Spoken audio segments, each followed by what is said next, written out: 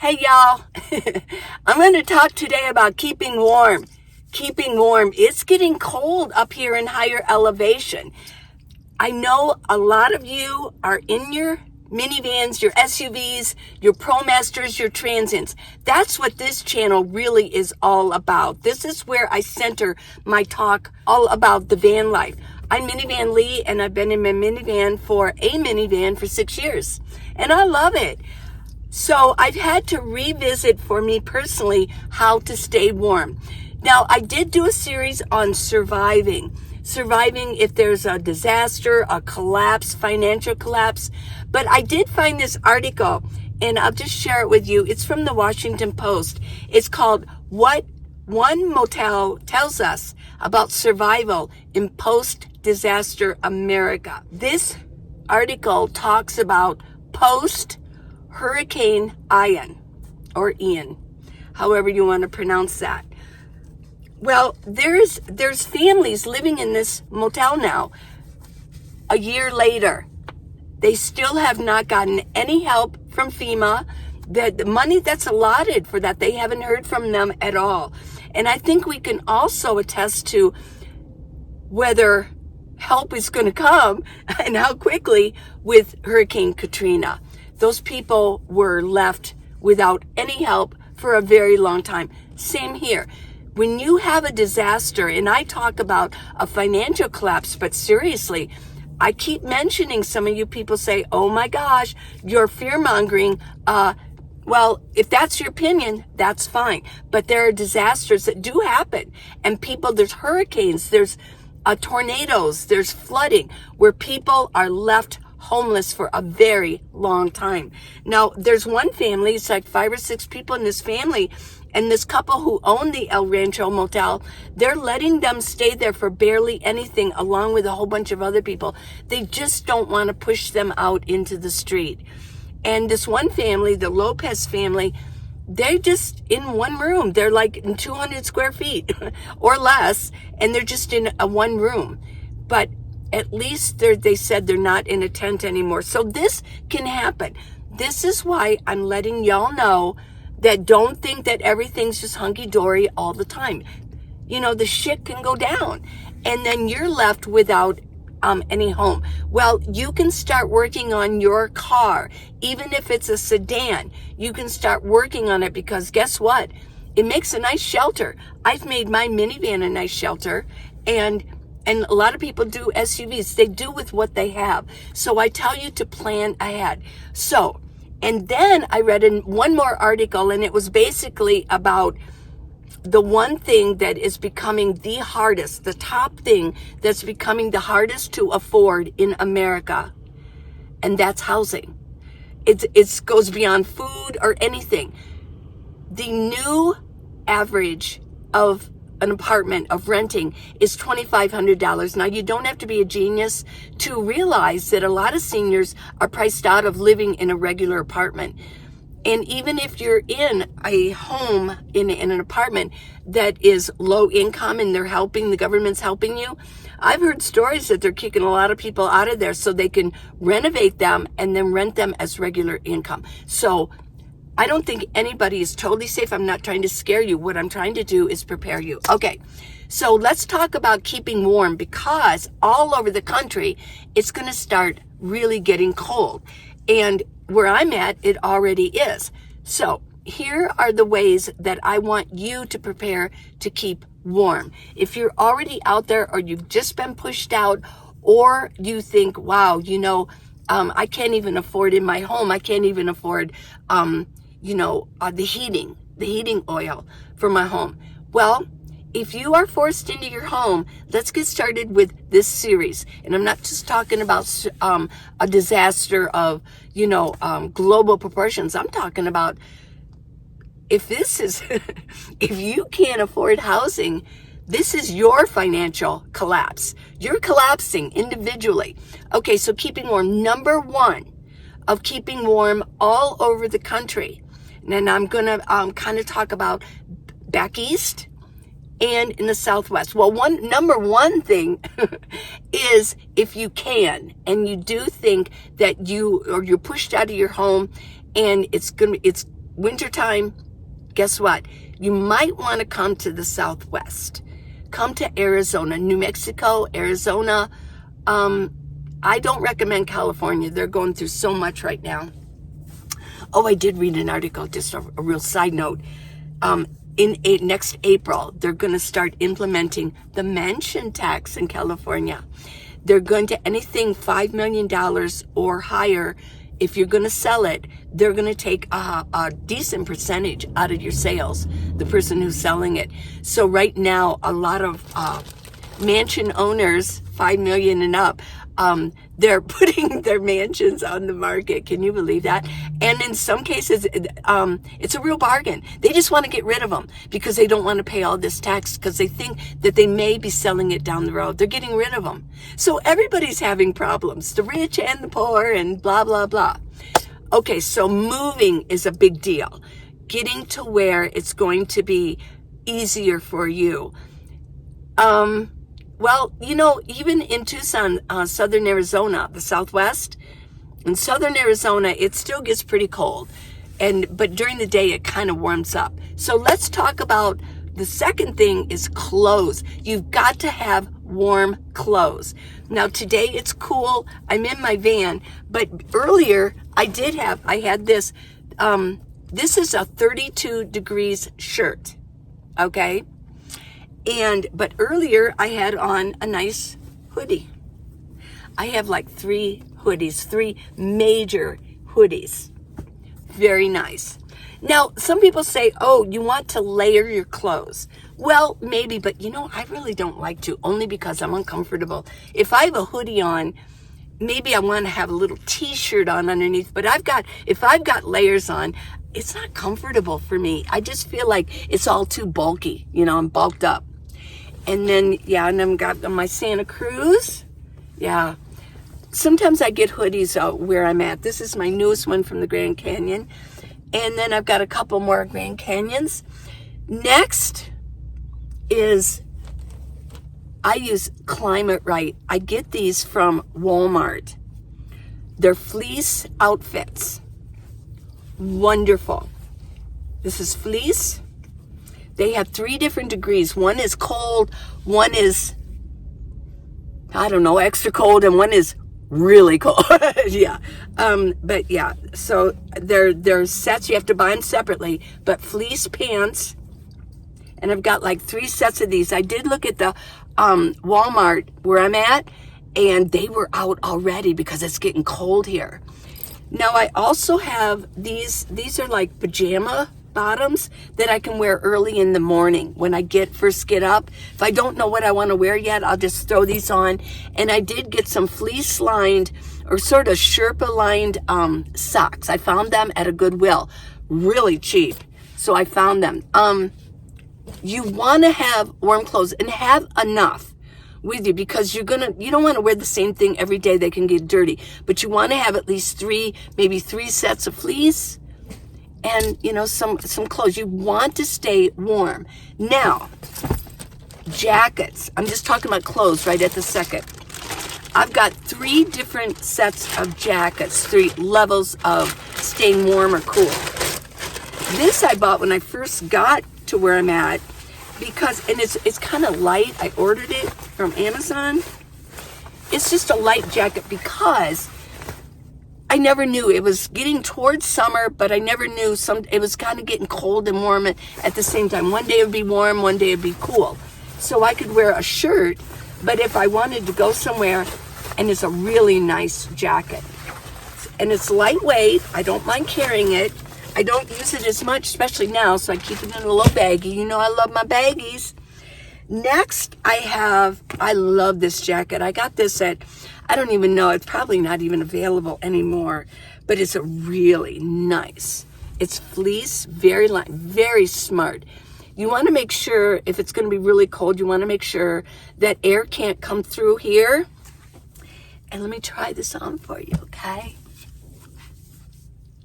I really like this. Yeah, this is, and it's very, very comfortable. There we go.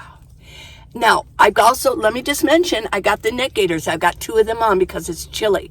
I've got 2 on. And, Eric can kind of get in here, but look, if you're going to wear a hoodie or a jacket, you can bring this up and zip it all the way up. And nothing ain't getting through here. The air can't get through. Really nice. They're zipper pockets. And back here, I've got it where it's a thing I can pull it to make it so air can't come up this way. But I love this jacket. And inside, there's a couple pockets too. So this is definitely for winter. Sometimes in southern Arizona, it can stay cold all day. But usually, it can warm up at least by 60 in January and February. So if there's any way you can get to Arizona to live out your life as a van dweller, yeah. Oh, yeah. There you go. This is a heated jacket, and it's Kemimoto, okay? This is the brand. Now, I have this. Let me show it to you. It's a heated jacket. It has a hood on it, okay? And we've got the jacket. This is fabulous. What it is, it's just fabulous. It's got the Velcro, yeah. And what happens is, in the inside pocket, there's a USB that you plug in a power bank. Now, it came in the power bank. Mine didn't last very long, but I do have another power bank, and I can just plug it in. And you turn it on here. There's little buttons on the outside. You just get it going. You can make it lukewarm, warm, and extra warm. I really recommend, if you can afford to get a heated jacket, I mean, even if it's really cold on the inside of your van, put it on. I've done it before. Heat yourself up. Yeah. That's why it's good to have those power banks. Come on, everybody. I tell you, get yourself a Jackery or a Blue Eddy. Because if you have a little power bank that goes in here, you're going to need to power that up too to keep it going so that you can sit here. Yeah. So, very, very important to have good clothes.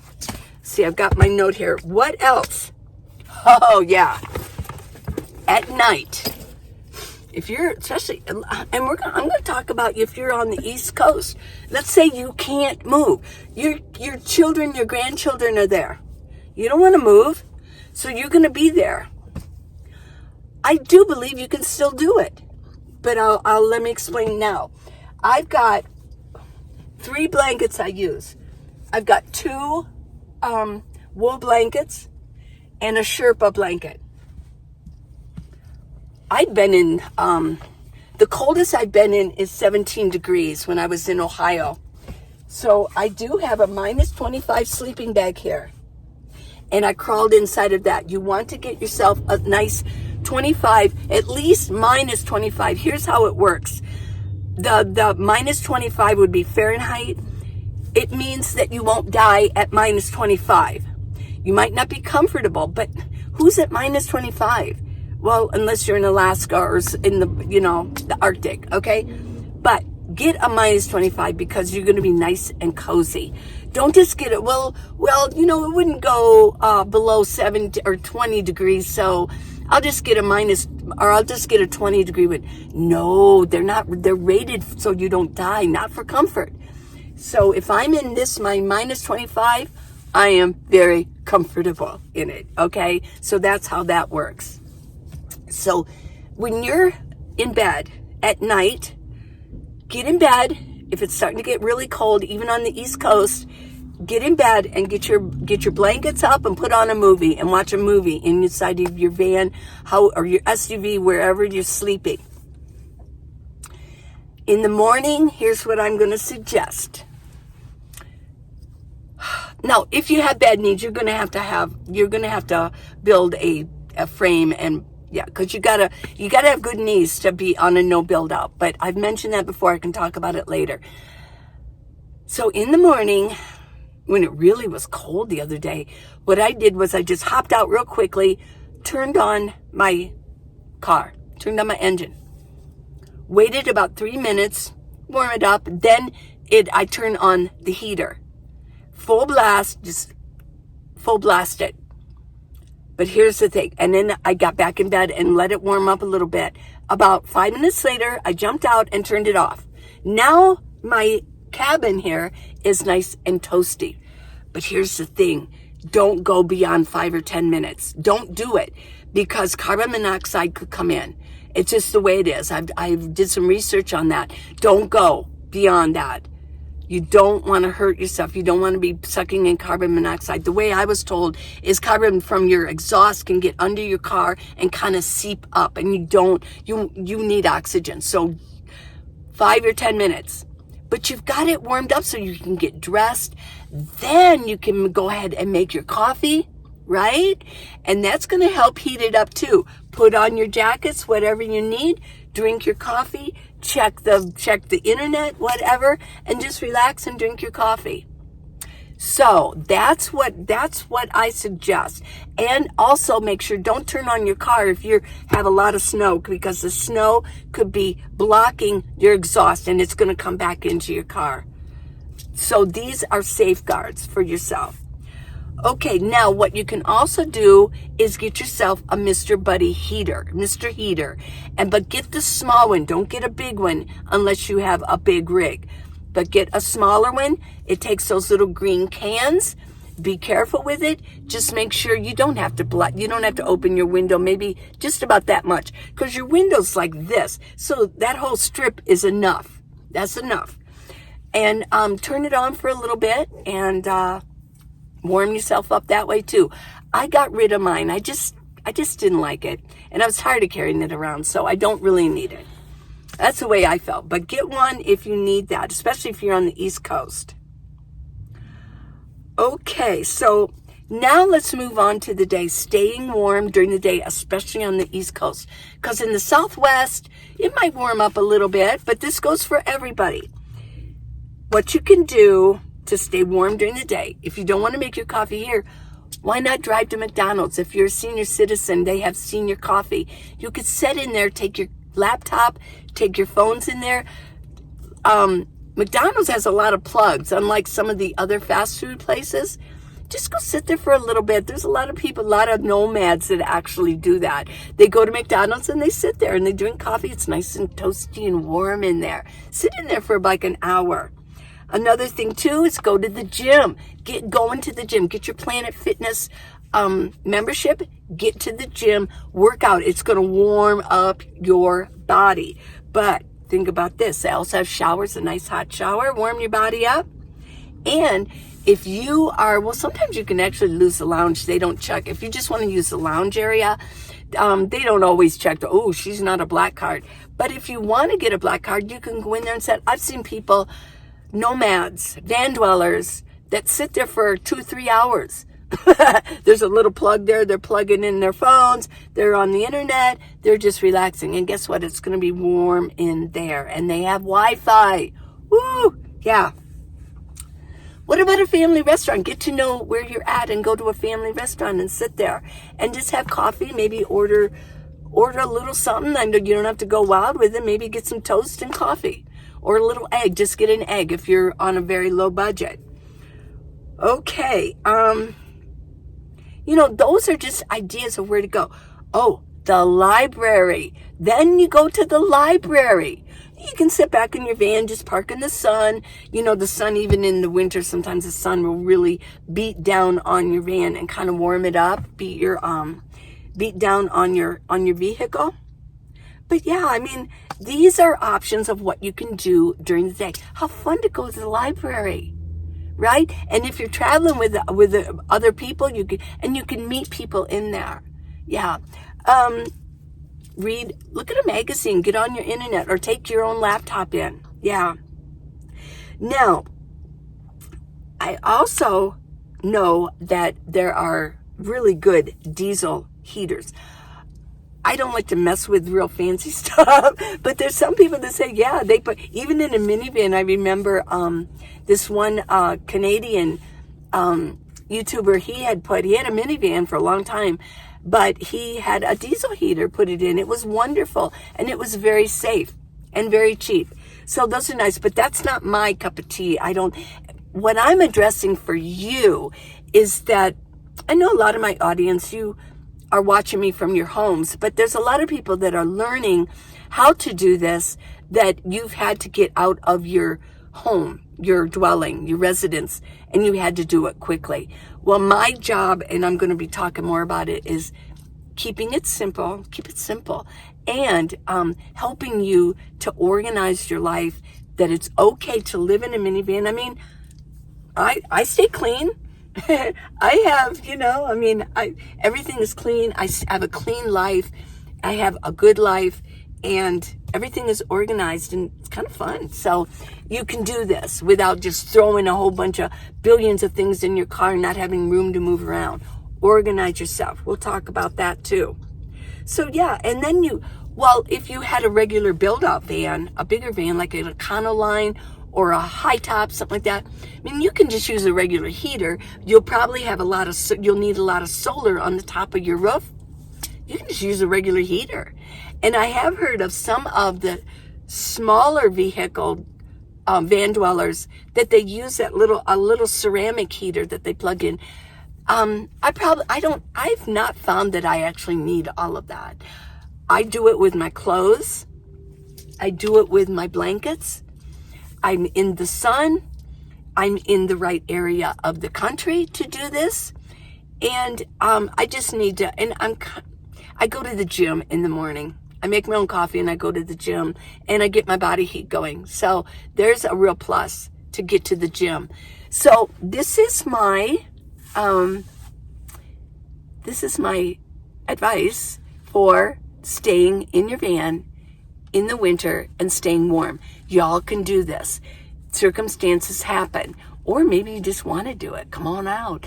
We're all having fun out here. But I do go to minivanlee.com for neck gaiters. I have different colors. I kind of, me, I like my black. Yeah.